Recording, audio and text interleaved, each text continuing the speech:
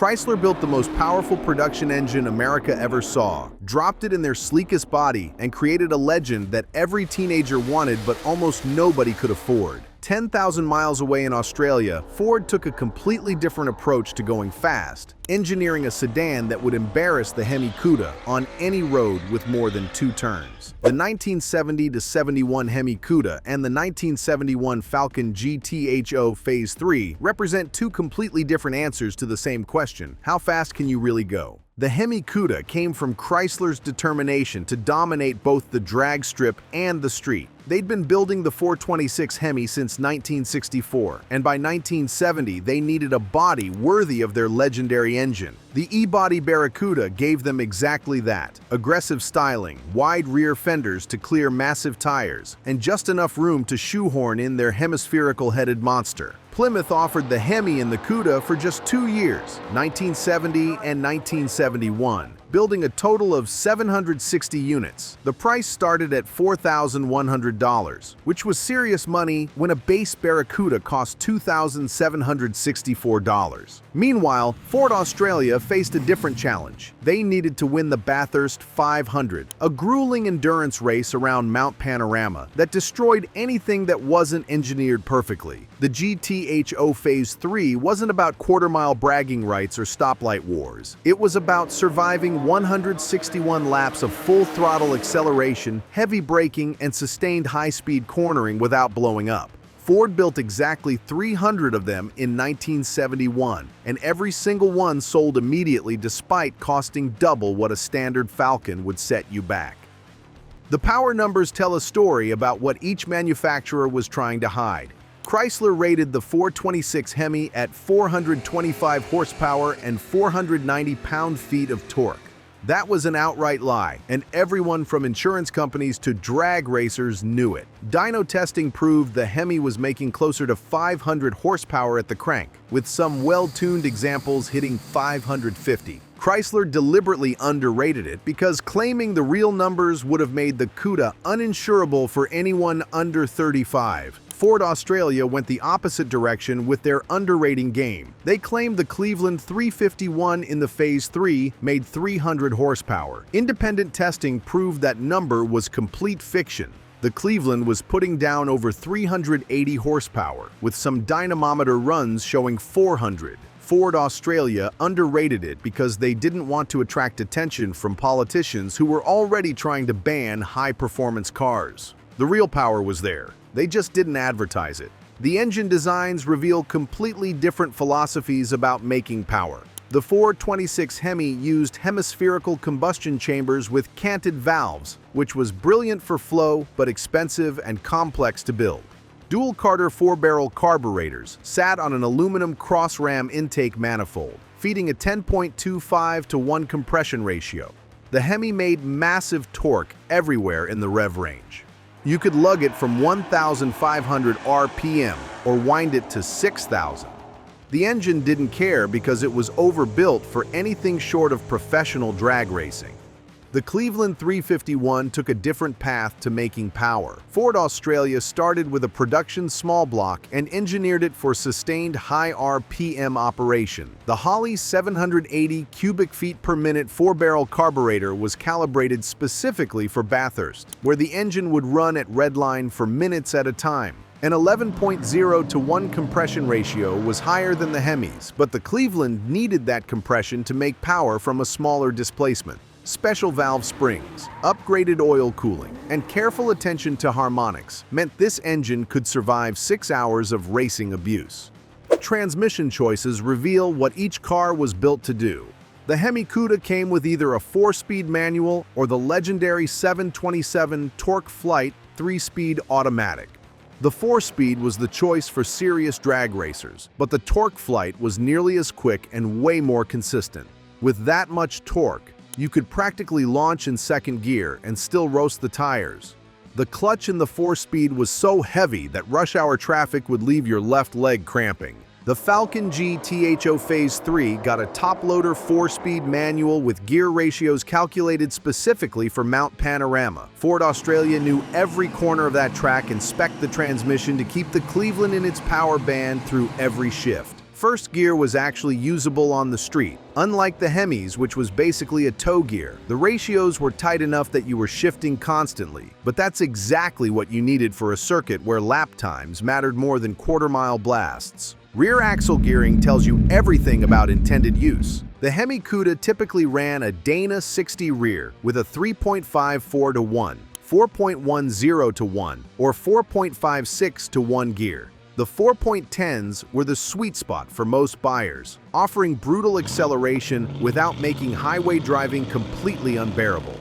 That Dana 60 was virtually bulletproof because it had to be. All that torque would twist a weaker rear end into scrap metal in a single hard launch. Ford Australia installed a 3.5 to 1 Detroit locker in the GTHO, which sounds mild until you understand why. That gear was calculated to hit 160 miles per hour down Conrad Straight without over-revving. The Detroit locker meant both rear wheels got equal power, critical for putting power down coming out of slow corners. It wasn't about drag racing. It was about being able to use full throttle lap after lap without cooking the differential. Weight and weight distribution separated these cars fundamentally. The Hemi Cuda weighed around 3,900 pounds, with most of that weight sitting over the front axle.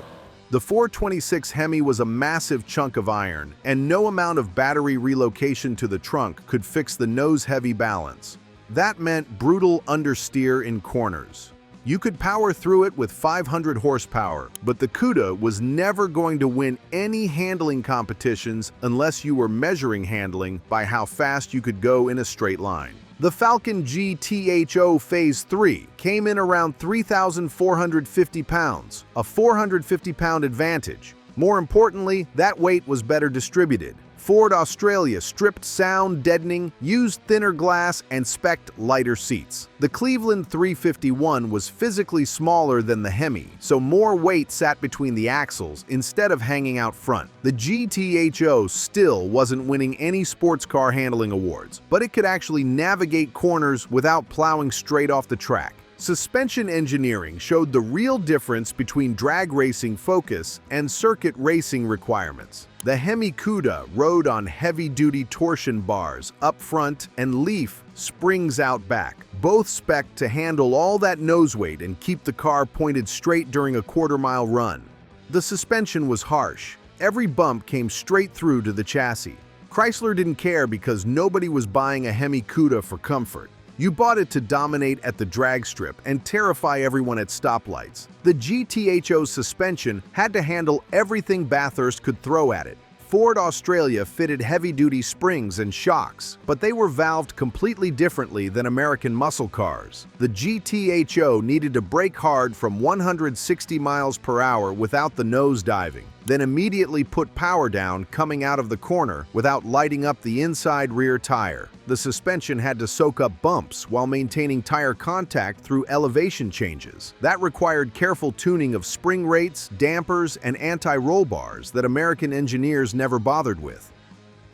Brake systems highlight what happens when you actually have to stop these cars. The Hemi Cuda came with front disc brakes and rear drums, which was standard American muscle car equipment in 1970. Chrysler figured you'd use the brakes once per quarter-mile pass to slow down after crossing the finish line. The brake system worked fine for that limited duty cycle. It worked less fine if you tried to drive the car hard on anything resembling a real road course. The Falcon GTHO Phase 3 needed brakes that could haul 3,450 pounds down from 160 miles per hour, lap after lap, for 161 laps at Bathurst. Ford Australia installed larger front rotors, upgraded calipers, and added a brake booster that could handle repeated panic stops without fading. They tested brake cooling in wind tunnels because brake fade at Mount Panorama meant you were either off the track or into a wall. There was no middle ground when you were braking from triple-digit speeds into hairpin corners. The carburetion systems expose another engineering divide. The Hemi's dual Carter AFB 4-barrels were mounted on a cross-ram intake manifold that looked incredible and worked brilliantly for making power. But that setup was a pain to tune and a nightmare to adjust. The air cleaners barely fit under the hood, requiring a massive scoop.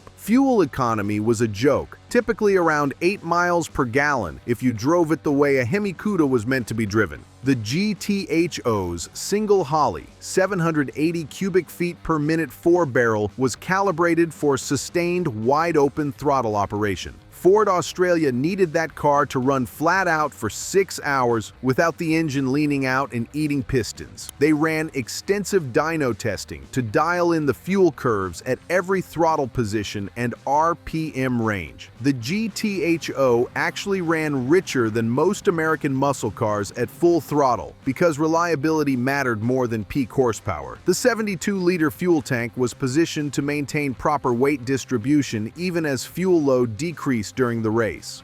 Real-world performance numbers reveal the truth behind the marketing. The Hemi Cuda ran the quarter mile in 13.1 to 13.5 seconds, hitting 107 to 108 miles per hour. That was quick for 1970, genuinely quick. Experienced drag racers with good tires and perfect weather could get them into the low 13s. But here's what the magazines didn't always mention. Getting those times required perfect launches, perfect shifts, and tires that could actually handle 500 horsepower hitting them all at once. Most street races ended with the Hemi Cuda going sideways through second gear, while the driver held on for dear life. The Falcon GTHO Phase 3 ran 14.4 seconds at 100 miles per hour in street trim. Sounds slower than the Hemi Cuda, and it was, by about a second. But that was never the point. The GTHO could run that quarter-mile time, then immediately go do 161 laps of Bathurst without breaking a sweat. More importantly, around Mount Panorama, the GTHO lapped faster than anything else Ford built worldwide, including cars with way more horsepower. That lighter weight and better balance meant everything when the road turned. Top speed numbers show the final difference in engineering priorities. The Hemi Cuda was geared and built for quarter-mile dominance. Top speed was around 130 to 135 miles per hour, limited more by aerodynamics than power. That big nose and flat windshield created massive drag. The Hemi had the power to go faster, but the body shape said no. Chrysler built it to win drag races, and drag races don't care about speeds above 110. The Falcon GTHO Phase 3 was clocked at 141 miles per hour down Conrad Straight during the 1971 Bathurst 500. The production version could hit 153 miles per hour given enough road. Ford Australia engineered the aerodynamics specifically for high-speed stability because Mount Panorama demanded it. The GTHO didn't just hit those speeds once, it hit them lap after lap while maintaining enough stability to brake hard and turn immediately after. Production numbers and homologation stories reveal how rare these cars really were. Chrysler built 652 Hemi Cuda in 1970 and just 108 in 1971 for a total of 760 cars. Every single one was hand-built on a special assembly line because cramming a Hemi into an E-body required modifications the regular line couldn't handle. Each car came with fender tags and build sheets documenting every option. Buyers knew they were getting something special, a race engine that happened to have license plates and could technically be driven on the street. Ford Australia needed to build 200 GTHO Phase 3s to meet Australian touring car regulations. They built exactly 300, and everyone sold immediately.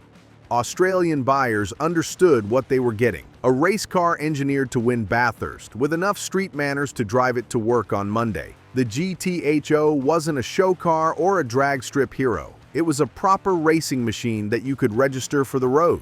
These two cars represent completely different definitions of performance. The Hemi Cuda embodied American muscle car philosophy at its absolute peak. Build the biggest, most powerful engine possible, cram it in an aggressive body, and worry about everything else later. It worked brilliantly for drag racing and street intimidation. The Hemi Cuda dominated quarter-mile runs and made every stoplight a potential battleground.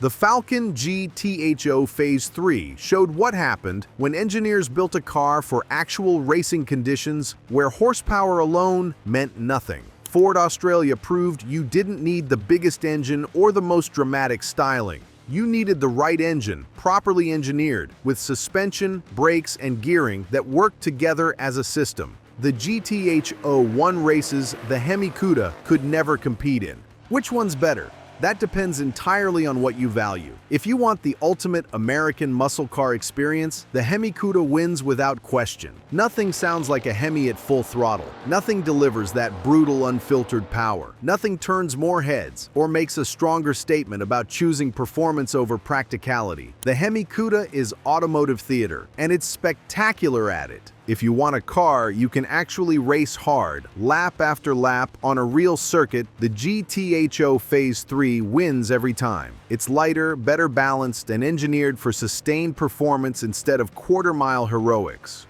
The GTHO proved its worth by winning the race it was built for, then doing it again and again without falling apart. The real winner? Everyone who appreciates great engineering. Because these two cars prove there's no single answer to building a fast car. The Hemi Cuda and GTHO Phase 3 are both legends, both icons, both proper muscle cars. They just define muscle in completely different ways. One's a drag racing king that dominated American streets. The other's a circuit racing champion that conquered Australia's toughest track. Both deserve their place in automotive history.